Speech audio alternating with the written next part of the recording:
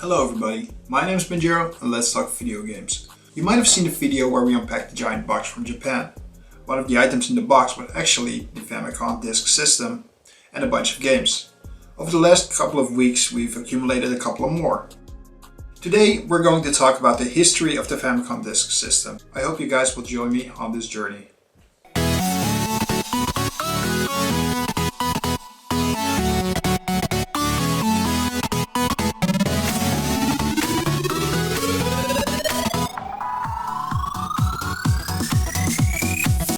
Back in 1985, Nintendo, a local toy company stationed in Kyoto, was doing great getting a foothold in Japan's video game market.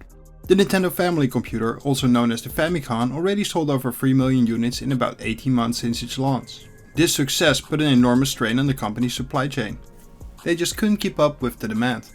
But that was not the end of their problems. Retailers also pushed Nintendo to find a way to produce cheaper games.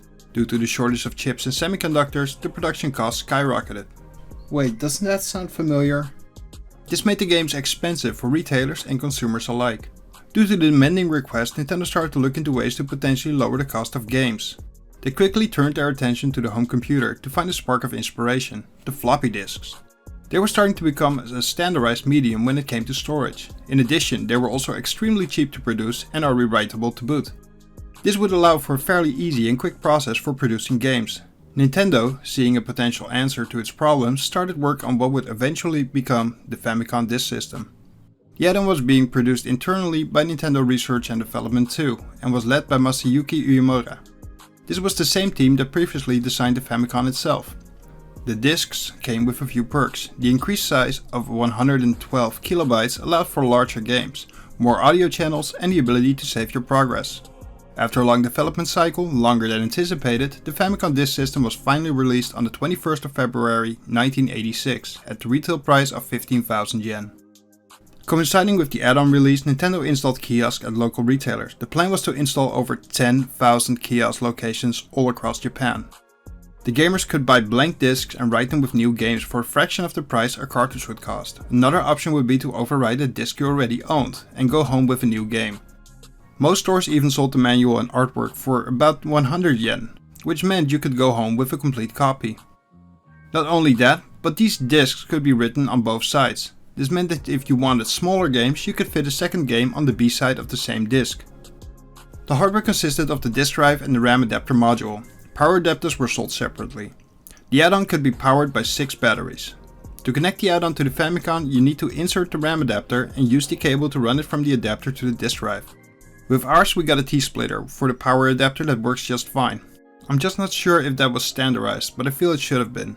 Of course you cannot launch a new system without any new games. Nintendo knew they had to come out of the gate swinging and had their top developers working on a game exclusive to the Disk System. That game was no other than the original The Legend of Zelda. Within its first 3 months, the Disk System sold more than 300,000 units. And by the end of the year Nintendo managed to sell more than 2 million. The add-on seemed like a big success. Contributing to the incredible sales was no other than Disc-kun. This adorable mascot was front and center when it came to the Disk System marketing material. Since the add-on sold incredibly well, Nintendo announced they would only be making new games for the Famicom Disk System. Among the games that released exclusively for the add-on are The Legend of Zelda 2, Castlevania and Kid Icarus.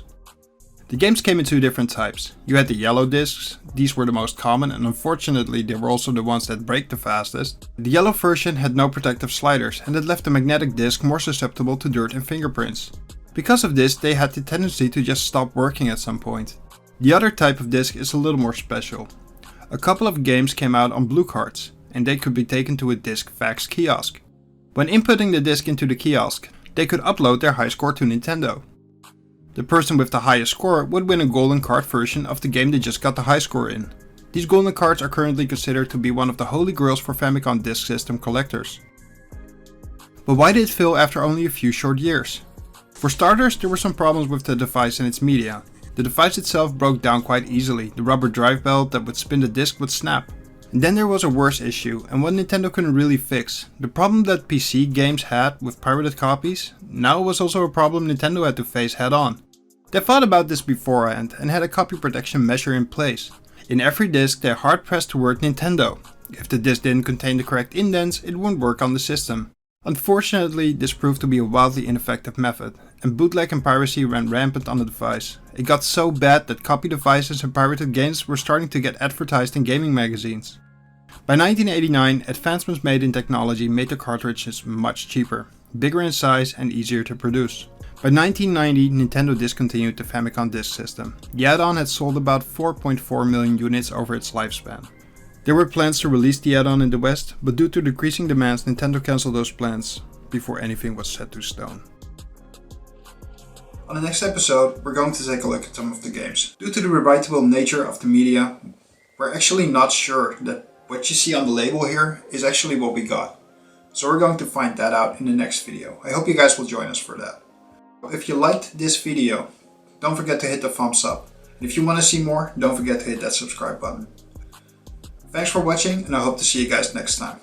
Bye.